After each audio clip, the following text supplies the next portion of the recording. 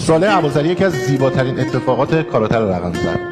بذارید به 20 روز قبل برگردیم، یعنی مسابقات کشورهای اسلامی که صالح ابوذری با کاراتکای عربستانی سنات سوفیانی مسابقه داد و مسابقه رو واگذار کرد و به مدال نقره رسید.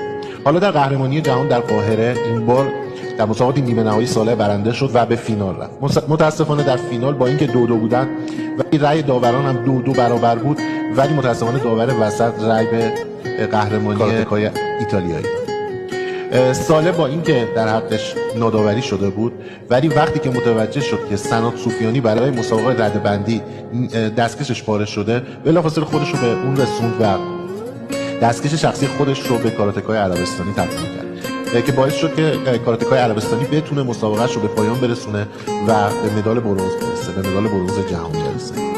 شاید کاراتکای عربستانی هرگز فکرش نمی‌کرد که صالح ابوذری که به هر حال جزو رقبای اون در جهانی و آسیایی به حساب میاد، این دو برادرانه و جوانمردانه رفتار می‌کنه. به خاطر همین بعد از مسابقه تمام اعضای تیم ملی عربستان خودشون رو صالح رسوندن و با هدایای بیشمار سعی کردن ازش تشکر و قدردانی بکنن. چون صالح ابوذری یک بار دیگه به هممون ثابت کرد که ورزش فراتر از قهرمانی‌ها و مدال‌ها عاملی بوده برای نزدیک کردن دل‌ها و ملت‌ها.